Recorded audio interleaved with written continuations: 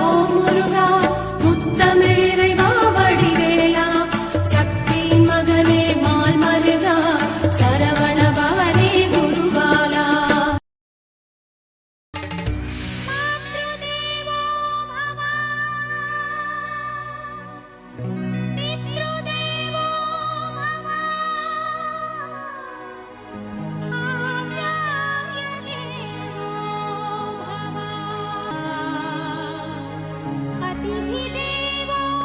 திருவாழ்க திருவே துணை, குருவாழ்க குருவே துணை.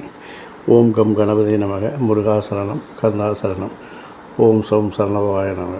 அன்பர்கள் அனைவருக்கும் திரு விசாக ஜோதிடத்தின் சிவகுருநாதனின் அன்பான இனிய வணக்கங்கள். இந்த பதிவில் நாம் வைகாசி மாதத்திற்கான ராசி பலனை பார்க்க போகிறோம். வைகாசி மாதத்தில் இருக்கக்கூடிய கிரக நிலை, அதற்கு பிறகு கிரகங்களின் மாற்றம், இதை வைத்து இந்த 12 ராசிகளுக்கும் நாம் பலனை பதிவிடுகிறோம். ஆகவே முதலில் கிரக நிலையை பார்த்து விடலாம். மேஷத்தில் சூரியன் செவ்வாய், ரிஷபத்தில் புதன், மிதுனத்தில் குரு சுக்கிரன், சிம்மத்தில் கேது, கும்பத்தில் ராகு, மீனத்தில் சனி. இதுதான் வைகாசி மாதம் தொடக்கத்தில் உள்ள கிரக நிலைகள். பிறகு அதாவது வைகாசி மாதம் பிறக்கும் பொழுது வைகாசி மாதமே சூரியனுடைய பயிற்சியில் தான் பிறக்கிறது. வைகாசி மாதம் 1ஆம் தேதி சூரியன் மேஷத்திலிருந்து ரிஷபத்திற்கு வருகிறார். வைகாசி மாதம் 15ஆம் தேதி ரிஷபத்திலிருந்து மிதுனத்திற்கு புதன் போகிறார். வைகாசி மாதம் 18ஆம் தேதி மிதுனத்திலிருந்து கடகத்திற்கு குரு உச்சமாக பயிற்சியாகிறார். இது மிகவும் ஒரு முக்கியமான நகர்வு. ஏன்னால் குரு ஒரு வருட கிரகம். பொதுவாக வருட கிரகங்களாகிய குரு, சனி, ராகுக்கு இது பயிற்சிகள் முக்கியத்துவம் பெறும். ஆகவே இந்த குருவினுடைய நகர்வுக்கு இந்த மாதத்திற்கு அந்த குரு பயிற்சி தொடக்க பலன்கள் கூறப்படும். குரு பயிற்சியின் விரிவான பலன்களை நாம் இன்னும் 2-3 நாட்களில் பதிவிடப் போகிறோம். அதை நீங்கள் பார்த்து கொள்ளுங்கள். குரு பயிற்சி பலன், ஒரு வருடத்திற்கான குரு பயிற்சி பலன். வைகாசி 25 அன்று மிதுனத்திலிருந்து கடகத்திற்கு சுக்கிரனும் பயிற்சியாகிறார். இதுதான் இந்த மாதத்தில் இருக்கக்கூடிய ஒரு கிரகங்களின் மாற்றங்கள். இதை வைத்து 12 ராசிகளுக்கும் ஏற்படக்கூடிய நன்மை தீமைகளை பார்க்க இருக்கிறோம். நன்மைகள் வரவேற்கப்படுகிறது, தீமைகள் வந்தால் கவலை வேண்டாம். அதற்கு நாம் பரிகாரம்னா பெருசாக எதுவும் உங்களை பயமுதலமாக இருக்காது. இறை வழிபாடு, இறை சிந்தனை, இறைவருக்கு பிரீத்தி செய்வது, இதுதான் எங்களுடைய பரிகார கோட்பாடு. அதை சொல்கிறோம். அதை செய்து மன மகிழ்ச்சியுடன் இந்த மாதத்தை நீங்கள் கடந்து செல்லலாம். வாருங்கள், வீடியோக்குள் போகலாம்.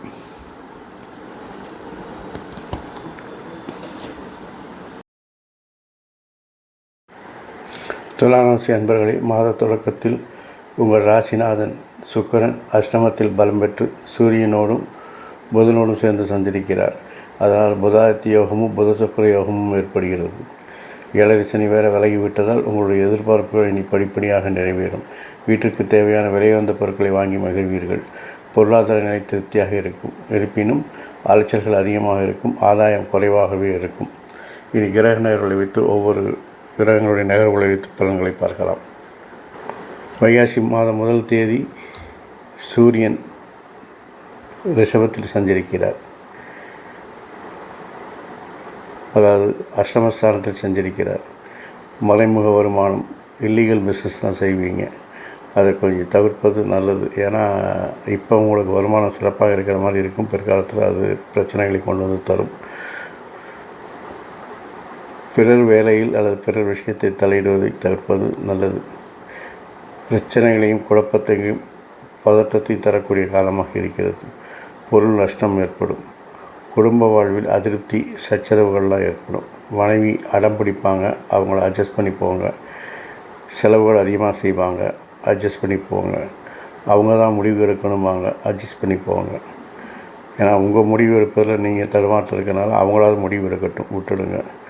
ஆரோக்கியம் ஓரளவுக்கு சீராக போகும். தொழிலில் நஷ்டம் ஏற்படும். அதனால் தொழிலை விரிவாக்குறேன் அல்லது தொழிலை எக்ஸ்பேண்ட் பண்ணுறேன் அப்படிங்கலாம் ஏதாவது பண்ணிகிட்ருக்காதீங்க. செல்வம் சேர்வதற்கு பதிலாக இழப்புகள் அதிகமாக இருக்கும். அதனால் கேம்பிளிங்கு, லாட்ரி, ஷேர் மார்க்கெட்டு, இல்லாட்டி எவ்வளோ ஓவர் நைட் ஃபண்டில் 40% லாபம் தரேன்னு சொல்லி உங்களை இன்வெஸ்ட் பண்ண சொல்லுவோம். அதிலெல்லாம் மயங்கிடாதீங்க. மூத்தவர்கள் வருத்தமடைய மாதிரி செயல்படுவீங்க. அதை கொஞ்சம் தவிர்ப்பது நல்லது. பிறர் பொருளை கவருவதற்கு உங்கள் மனம் அலைபாயும். அதை மாதிரி ஒரு கெட்ட எண்ணங்கள்லாம் தோன்றக்கூடிய காலமாக இருக்கிறது. அதனால் கொஞ்சம் அதையெல்லாம் தவிர்த்து விட்டால் நல்லாயிருக்கும். சூரியனுடைய இந்த அசுப பலன்களால் மனம் சஞ்சலப்படும். ஆகவே ஞாயிறுதோறும் சூரிய நமஸ்காரம் செய்யுங்க, சூரிய வழிபாடு செய்யுங்க, ஆதித்ய ஹிருதயம் படிங்க, எல்லாம் சிறப்பாக இருக்கும்.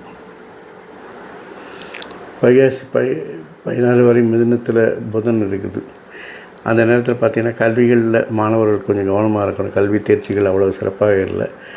உறவினர்களுக்கு நீங்கள் உதவும் காலமாக இருக்குது. அதனால் நீங்கள் கொஞ்சம் செழிப்பாக இருந்தீங்கன்னா உதவி பண்ணுங்கள். இல்லாட்டி கொஞ்சம் ஒதுங்கி இருக்கிறது நல்லது. ஏன்னா உங்களுக்கு வரவு இருக்குன்னா அதுக்கு இணையாக செலவுகளும் வந்துக்கிட்டே இருக்குது. உங்கள் கையிலே சேமிப்பு கம்மியாக தான் இருக்கும். திருப்தியான வாழ்க்கை இருக்கும். தலைவலி, பித்தம் போன்ற சம்பந்தமான நோய்கள்லாம் வரும். அதை உடனே கவனித்து அதற்கான மருத்துவர்களை பார்த்து மருந்துகளை சாப்பிடுவது நல்லது. சுய மருத்துவத்தை தவிர்த்து கொள்ளுங்கள். அதிகாரிகள் கெடுபிடிகள் அதிகமாக இருக்கும், அதிர்ஷ்டம் குறைவாக இருக்கும். அதனால் உழைப்பை நம்பி காலத்தை கடத்துங்க.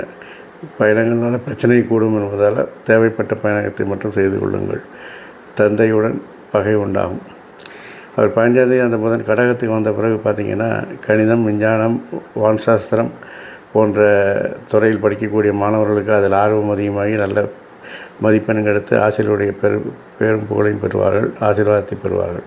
சுபகாரியங்கள் வீட்டில் நடக்கக்கூடிய காலங்கள் ஆரம்பமாகிவிட்டது. பிறருக்கு வழிகாட்டுதல் குணம் இருக்கிறது. அதனால் எல்லாருக்கும் வழிகாட்டுதல் பண்ணும்போது உங்களுக்கு சமூகத்தில் அந்தஸ்து கூடும். பணபலம், ஆள்பலம், அரசு பதவிகள் உங்களுக்கு சிறப்பாக இருக்கிறது. பத்திரிகை தொழிலில் இருக்கிறவங்க வெற்றி பெறுவார்கள். எழுத்துத்துறை, கவிதை போன்ற துறைகளில் இருப்பவங்களுக்கும் நல்ல ஒரு சிறப்பு உண்டாகும். ஆடை ஆபரண சேர்க்கை உண்டாகும். வெளிநாட்டுக்கு செல்லணும் முயற்சி செய்து கொண்டிருந்தவங்க அல்லது வெளிநாட்டுக்கு வேலைக்கு அப்ளை பண்ணிட்டு காத்திருக்கிறவங்களுக்கெல்லாம் நல்ல தகவல்கள் வந்து சேரும். திட்டமிடல் வெற்றிக்கு உறுதுணையாக இருப்பதால் திட்டமிடாமல் எந்த காரியத்தையும் செய்ய வேண்டாம். அதையும் பிளான் பண்ணி பண்ணுங்கள். வெற்றி உங்களுக்கு. வீட்டிற்கு தேவையான மற்றும் ஆடம்பர பொருட்களை வாங்கி குவிப்பீங்க. அதனால் அதை மாதிரி வீட்டுக்கு தேவையானதை வாங்கிக்கோங்க. ஆடம்பர பொருட்களை செலவு செய்வதை குறைத்தால் கொஞ்சம் சேமிப்பு போயிடும். அதை கொஞ்சம் கவனத்தில் வச்சுக்கோங்க. வைகாசி 24 வரை மிதுனத்தில் சுக்கிரன் இருக்கிறார்.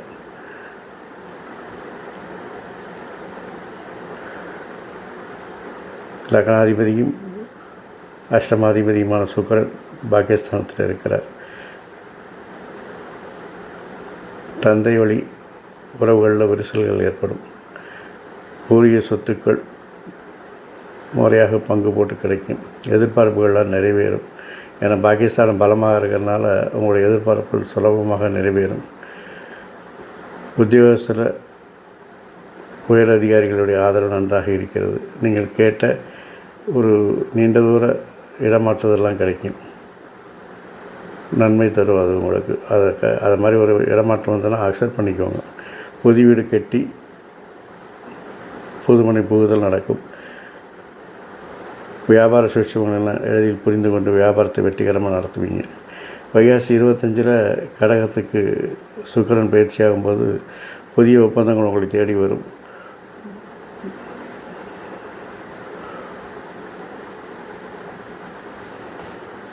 வேலையில்லாத வேலைக்கு அப்ளை பண்ணியிருந்தீங்கன்னா உங்களுக்கு வேலைகள் கிடைக்கும். புதிய வேலை வாய்ப்புகள்லாம் கிடைக்கும். விஐபிகள்லாம் உங்களுக்கு கஸ்டமராக வருவாங்க அல்லது விஐபிகள் உங்களுக்கு கூட்டாளிகளாக வருவாங்க. எப்படியோ ஒரு விஐபிகள் தொடர்புகள் உங்களுக்கு இருக்கும். விருப்ப ஓய்வு பெற்று சுயதொழில் செய்யலாம்னு நினைப்பீங்க. அரசியலில் இருக்கிறவங்களுக்கு எதிர்பார்த்த பொறுப்புகள், பதவிகள் தேடி வரும். உத்தியோகத்தில் இருக்கிறவங்களுக்கு பதவி உயர்வு கிடைக்கும். மாணவர்களுக்கு ஆசிரியர்களுடைய ஆசீர்வாதத்தோடு பேரும் புகழும் கிடைக்கும். தம்பதி ஒற்றுமை சிறக்கிறது. கணவன் மனைவி அந்யோன்யமாக இருப்பீங்க. பொருளாதாரம் நல்ல முன்னேற்றத்தில் உண்டாகும். அடுத்தது பார்த்திங்கன்னா வருட கிரகமான குரு வைகாசி 17 வரைக்கும் மிதுனத்திலிருந்து 18ஆம் தேதி கடகத்திற்கு பயிற்சியாகிறார். மிதுனத்திற்கு குரு உங்களுக்கு என்ன செய்வார்னா அதிகாரிகள் ஆதரவை பெருக்கி தருவார். அதிர்ஷ்டம் உங்களுக்கு கை கொடுக்கக்கூடியதாக இருக்கும். பயணங்களால் பலம் உண்டாகும். மூத்தோர் தந்தை ஆதரவு உண்டாகும். புதிய மாற்றங்கள், பொறுப்புகள்லாம் உங்களை தேடி வரும். பணியாட்கள் வந்து தொலை கொடுப்பாங்க, அதை சமாளித்து தான் ஆகணும். குடும்பம் பிரச்சனைகள் படிப்படியாக முடிவுக்கு வரும். நிலுவையில் இருந்த வழக்குகள்லாம் உங்களுக்கு சாதாரணமாக முடிவுக்கு வரும். இது வரைக்கும் கடன் வாங்கியிருந்தீங்கன்னா கடன்கள் எல்லாம் நிவர்த்தியாகும்.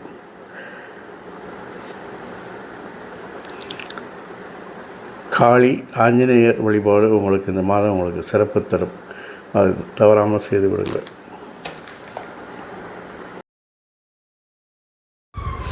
இந்த மாதம் மட்டுமல்லாமல் எல்லா மாதங்களும், எல்லா நாட்களும், எல்லா வாரங்களும், எல்லா நேரத்திலும் இனிய நாளாக, இனிய மாதமாக, இனிய வாரமாக, இனிய வருடமாக, இனிய பொழுதாக அமைய என் அப்பன் செந்தூர் முருகன் அருள் புரிவாராக. மேலும் ஆயுள், ஆரோக்கியம், அமைதி, சந்தோஷம், ஐஸ்வர்யம் போன்ற சகல சௌபாக்கியம் தந்து காத்தல்வாராக. இந்த பதிவில் கொடுக்கப்பட்டிருக்க பலன்கள் எல்லாம் பொது பலன்கள் மாத்திரமே. உங்களுடைய தனிப்பட்ட முறையில் பலன்கள் வேண்டுமென்றால் காணொலியில் கொடுக்கப்பட்ட நம்பருக்கு வாட்ஸ்அப் செய்து உங்களுடைய ஜாதகத்தின் அடிப்படையில் தனிப்பட்ட பலன்களை பெற்றுக்கொள்ளலாம். அதுபோல் இது குரு பேச்சு இந்த மாதம் நடந்திருப்பதால் அதில் உள்ள பலன்கள் சுருக்கமாக கொடுக்கப்பட்டிருக்கிறது. குரு பேச்சின் பலன்கள் தீர்க்கமாக விரிவாக 2 நாட்களில் காணொலிகள் இட இருக்கின்றோம். அதை வேண்டும் என்பவர்கள் இந்த சேனலை சப்ஸ்கிரைப் செய்து வைத்துக்கொண்டால் உங்களுடைய நோட்டிஃபிகேஷன் வந்து உங்களை அதை பார்க்க வைக்கும் என்பதை நினைவில் கொள்ளுங்கள். வாழ்க வளமுடன், வளர்க சுகமுடன், அறம் செய்வோம், கர்மத்தின் வழி உரைப்போம். முருகாசரணம், கந்தாசரணம், எங்கும் மங்களம் உண்டாகட்டும். எங்களிடம் இதுபோல் இன்னொரு பதிவில் உங்களை சந்திக்கும் வரை உங்களிடமிருந்து தற்காலிகமாக விடைபெறுவது உங்கள் அன்பன் திரு விசாக ஜோதிடத்தின் சிவகுருநாதன். நன்றி, வணக்கம்.